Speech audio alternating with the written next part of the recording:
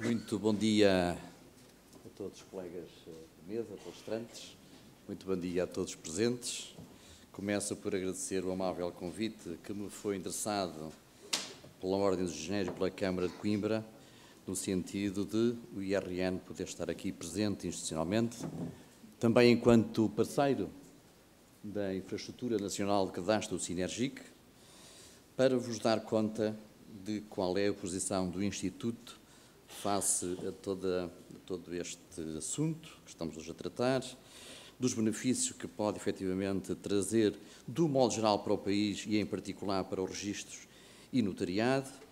Já foi aqui dito alguma coisa sobre isso. A doutora Sandra Primitivo já referiu muitos dos benefícios que vêm, efetivamente, ou que advêm de uma infraestrutura cadastral para a área dos registros. Não queria, de alguma forma, ser redundante, sobrepor-me. Vou concentrar, então, a minha intervenção em 2 ou 3 pontos essenciais, sendo certo que, me parece, nos tempos que correm, trazer à colação este assunto do cadastro, no momento em que todos os ativos são importantes para o crescimento económico e, sem dúvida nenhuma, e cingindo até um pouco ao tema, valor, propriedade de mais valor, sem dúvida alguma que a terra o solo, é um ativo importantíssimo.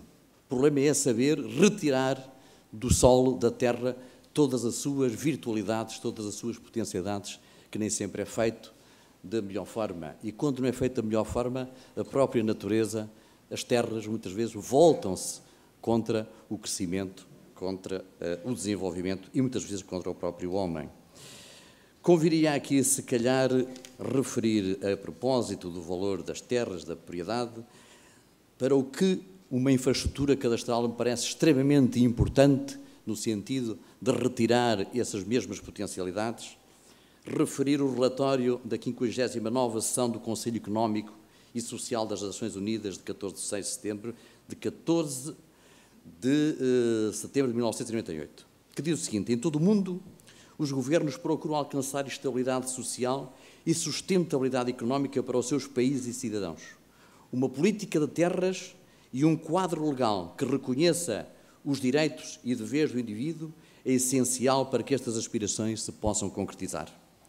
Reconhecer que a terra é uma fonte de riqueza e está no cerne do bom governo e da boa administração. Os Estados que querem prosperar têm que promover a propriedade privada da terra e garantir o acesso disseminado e seguro à mesma. Para as nações poderem aceder à riqueza que a terra representa, têm que dispor de sistemas de registro de propriedade eficientes e efetivos. Bons sistemas de registro da propriedade promovem o comércio imobiliário, o uso produtivo da terra e tornam possível a segurança na sua posse e fruição, permitindo a sua utilização como garantia, fator em que assenta uma economia eficiente. Eu penso que realmente é muito feliz este relatório e, de alguma forma, encerra toda a riqueza que pode advir de uma boa ocupação e exploração dos solos. Desde logo, para isso, torna-se fundamental não só que exista terra boa, de qualidade produtiva. Como sabemos, é a partir da terra que quase tudo vem. Vem desde logo a exploração agrária, assentam aí as infraestruturas públicas, estradas, caminhos de ferro, o que é que seja, assenta aí a ocupação urbana do solo, as infraestruturas industriais e de comércio, todas elas assentam no solo. O problema é, como se dizia, ter uma correta política de exploração dos solos. Para isso, como dizia, é importante que se criem os mecanismos, muito obrigado, se criem os mecanismos tendentes a retirar todas estas potencialidades. E desde logo os mecanismos passam por existir direitos de propriedade sobre o solo, sobre a terra.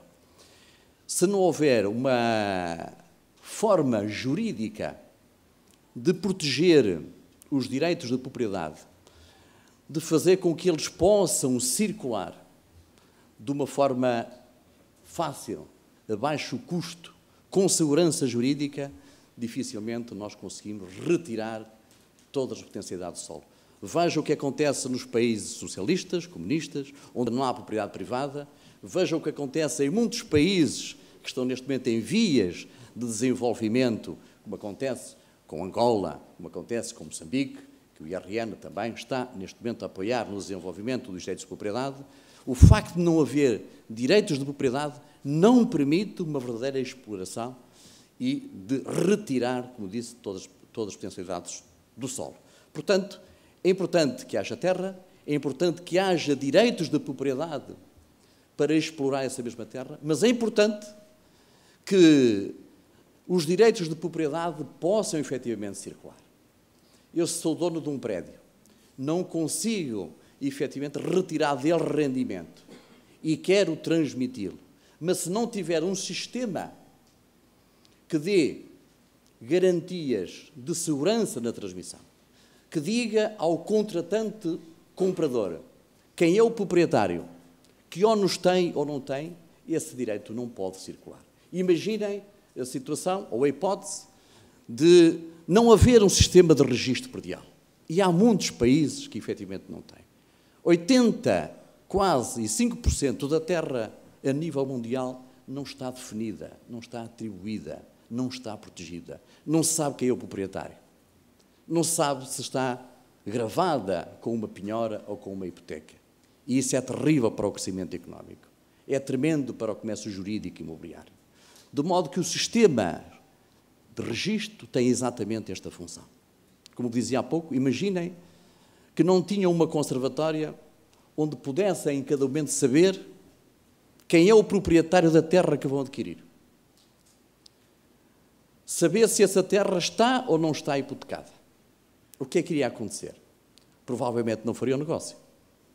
Provavelmente teriam que dar muitas voltas para saber quem é o proprietário e gastar muito tempo e dinheiro com isso. Provavelmente teriam que fazer um seguro para que essa transmissão fosse feita com segurança. Para a hipótese de adquirir de uma pessoa que não é o proprietário, um transmitente a non domino, ou que estivesse eventualmente onerada com uma hipoteca ou uma penhora, e se tivessem que abrir mão desse prédio, pudessem ser ressarcidos do dinheiro que despenderam na compra. E o que um sistema de registro pretende é exatamente dar esta confiança, é exatamente dar uma informação fiável, credível, certificada, responsabilizada até civilmente. Porque se uma conservatória vos emitir uma certidão para adquirir uma propriedade, e se ela não contiver, por exemplo, a inscrição da hipoteca que contém, e vem cá para fora dando-vos conta ou informando que não tem essa hipoteca, a conservatória, o Estado, responde civilmente por essa má informação e que dê origem a essa compra. Portanto, um sistema de registro tem exatamente esta função. Uma função económica que é facilitar a circulação dos direitos de propriedade, por forma a que cada adquirente possa rentabilizar ainda mais a propriedade, fazer com que não haja cargas ocultas ou nos ocultos sobre a propriedade e fazer também com que se facilitem as transações financeiras. Ou seja, o registro predial nasceu essencialmente para dar resposta ao crédito hipotecário, do modo geral, em todo o território. Em Espanha, o registro ainda se chama registro hipotecário. Precisamente porque nasceu com esta finalidade, facilitar o crédito. Sabemos que a hipoteca é a garantia, é a rainha das garantias. E é através da hipoteca que nós conseguimos um crédito mais facilitado, a um juro mais baixo e, portanto, sendo a economia uma economia de créditos, é através de um sistema de registro forte, credível, que é possível, efetivamente, obter crédito. Se formos, por exemplo, ao México, fazer uma hipoteca pode demorar 3, 4 ou 5 anos. Porquê? Porque os bancos não acreditam na informação que o registro dá. E, portanto, é preciso procurar ter certeza absoluta, e não há nenhuma instituição que o diga de uma forma fácil, objetiva, célere, credível, e, portanto, é preciso que os bancos se rodeiem de imensas cautelas. E muitas vezes o bem não garante o próprio bem. Porque quando se dá um bem de hipoteca e não se sabe Se esse bem pertence àquela pessoa que o está a dar de hipoteca, o banco pede mais 2, 3 ou 4 bens em suplemento, como garantia, digamos assim, para a hipótese daquele bem não pertencer ao dono. Ou seja, o bem não garante o próprio bem. E quando temos diversos bens que ficam donados, eles não estão disponíveis para o mercado, não podem circular. E quando isso acontece, nós temos, efetivamente, um déficit no crescimento. E por isso mesmo, há aqui uma função importantíssima que é desempenhada pelo registro. Mas, se é verdade que os direitos de propriedade, a sua organização em termos de sistemas de registro, são fundamentais para o desenvolvimento económico, para retirar todas as potencialidades dos bens imóveis do comércio jurídico e imobiliário, importa referir que os direitos de propriedade incidem sobre prédios. E ao incidir sobre prédios, falamos de um sistema de fólio real, em que o registro não dá uma informação sobre o património das pessoas, das sociedades, pessoas singulares ou pessoas coletivas, mas dá uma informação sobre o prédio, é de fólio real. Portanto, o prédio é o objeto do registro. É por isso que, se forem a uma conservatória e pedirem quais são os prédios que estão registados em nome do Sr. A, do Sr. B ou da empresa A, B ou C, não vos podem dar essa informação, até porque são dados privados. Isto tem a ver com o património das pessoas. Mas se pedirem uma informação sobre a situação jurídica de um determinado imóvel, então essa informação tem e deve ser dada.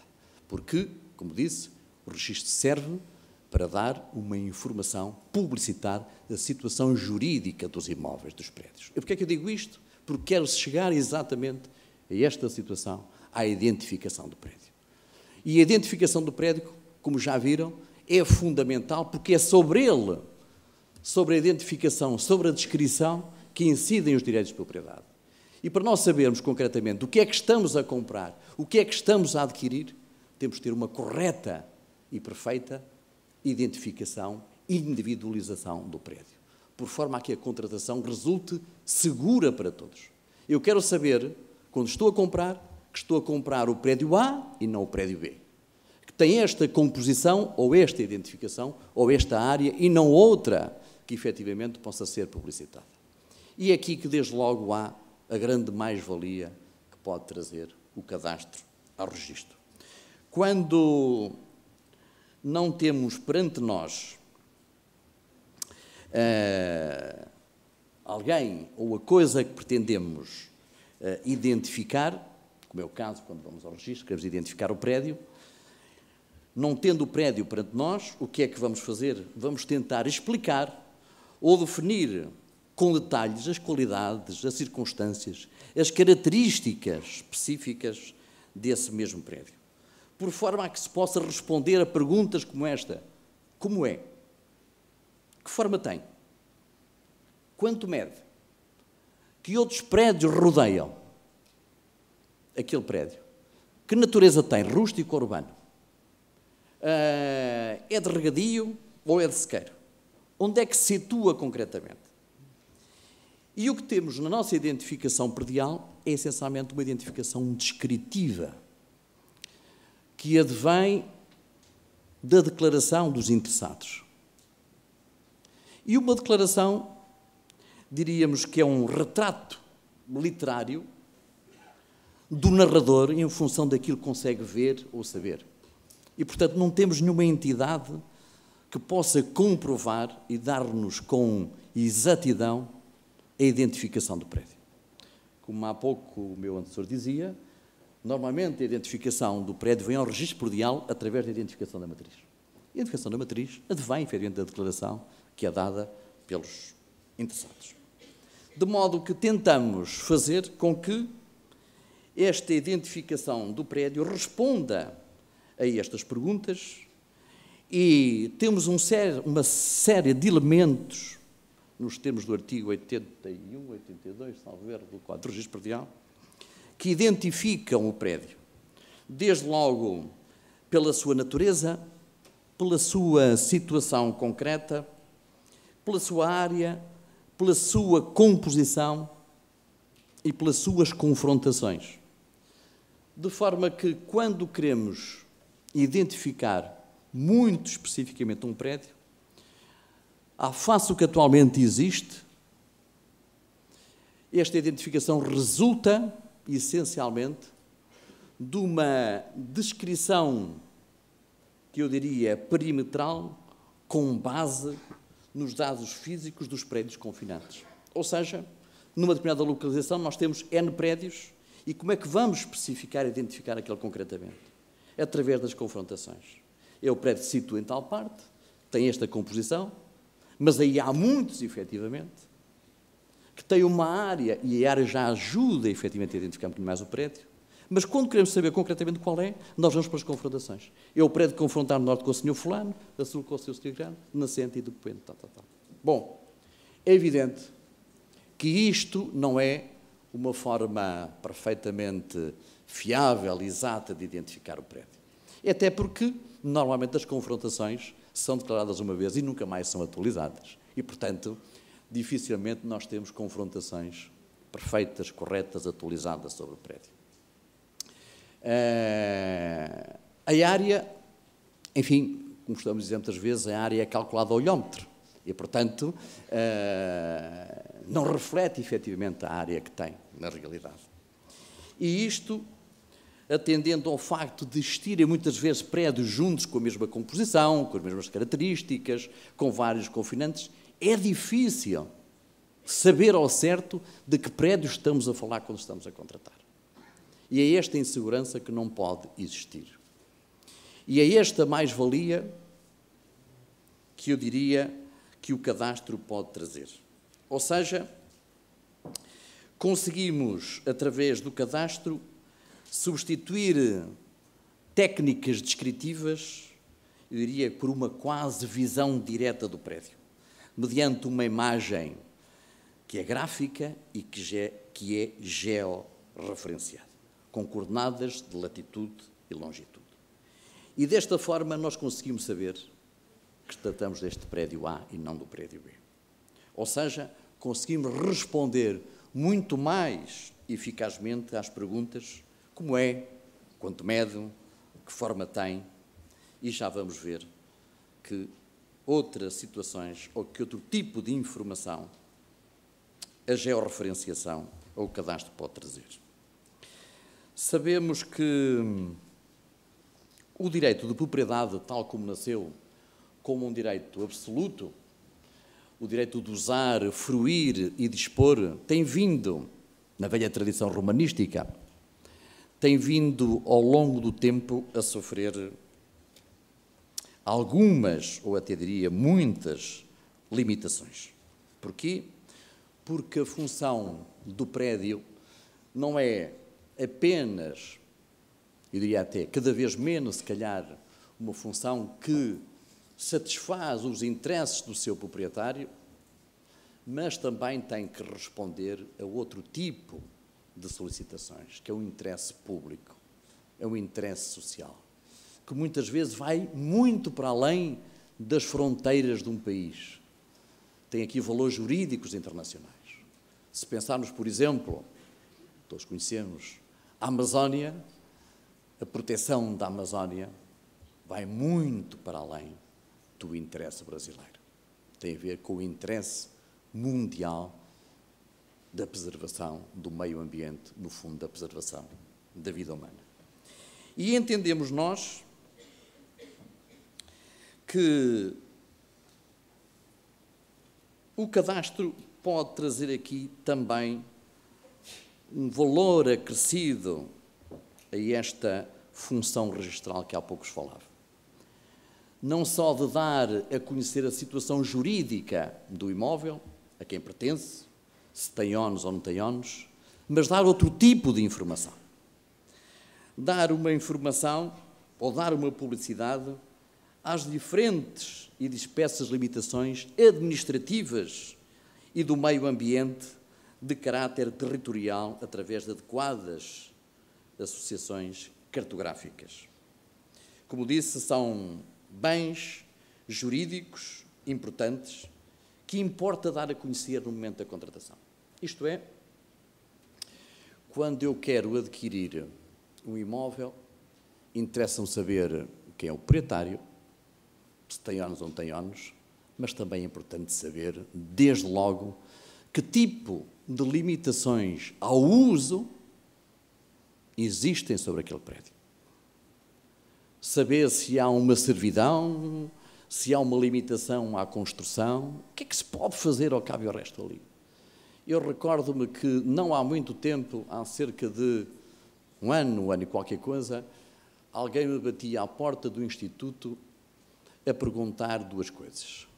Uma empresa espanhola, que ali na área da Raia de Vila Real de Santo António, queria fazer um grande investimento imobiliário, construindo um resort, campos de golfe, enfim, um conjunto imobiliário de grande valia, de grande investimento. E ele queria essencialmente saber duas coisas.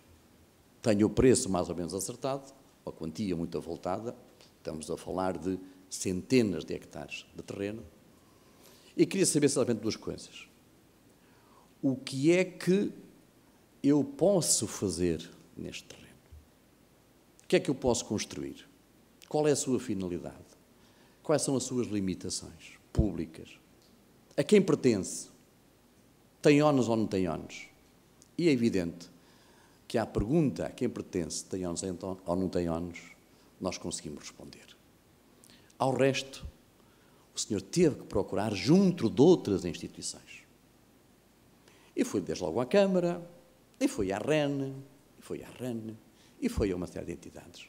E ao fim de ano e meio o senhor não sabia o que é que podia fazer daquele terreno. Esta é a realidade.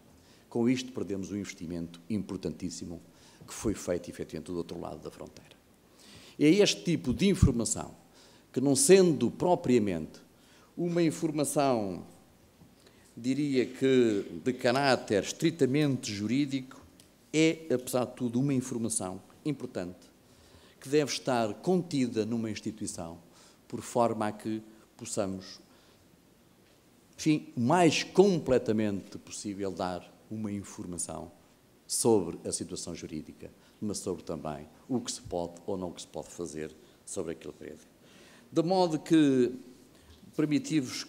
permitam-me que eu leia aqui apenas meia dúzia de frases sobre um artigo que escrevi de opinião sobre o cadastro em Portugal, que diz assim: o acentuado desenvolvimento social que marca os nossos dias impõe limites e vínculos à propriedade individual decorrentes da prossecução do interesse público, nomeadamente os derivados da realização dos fins de segurança e defesa nacionais, do ordenamento do território e urbanísticos, da proteção ambiental e florestal, de circulação rodoviária ou ferroviária, de salubridade económica e fiscais, tendo como objetivo último a organização da propriedade, o aumento da competitividade dos mercados e a evolução económica e social.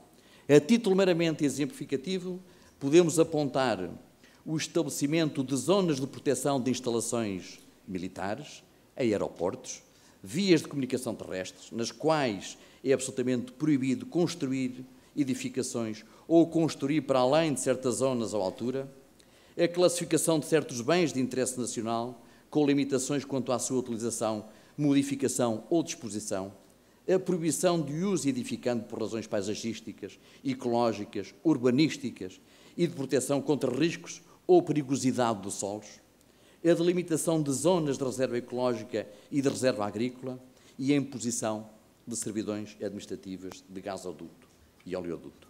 Seria, a meu ver, importante que este tipo de informação, de limitações públicas ao direito de propriedade, pudessem estar disponíveis, segundo um princípio de concentração, numa instituição que eu defendo, que é o registro, porque é aí que se vai perguntar a informação sobre a situação jurídica dos prédios, por forma a que toda a segurança jurídica pudesse efetivamente estar presente e ser mais forte no momento da contratação.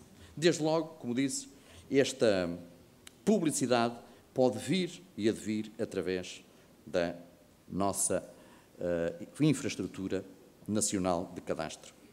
Mas há outros valores que se podem, desde logo, também retirar ou que podem advir desta situação, que é eliminar as descrições, as duplas descrições, ou as descrições duplicadas.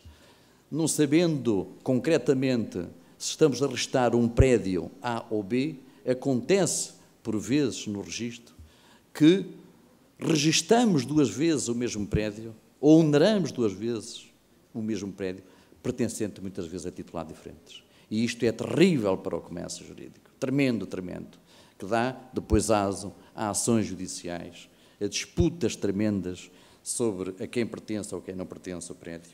E esta situação, porque precisamente nos identifica corretamente o prédio, elimina estas situações. Permite-nos identificar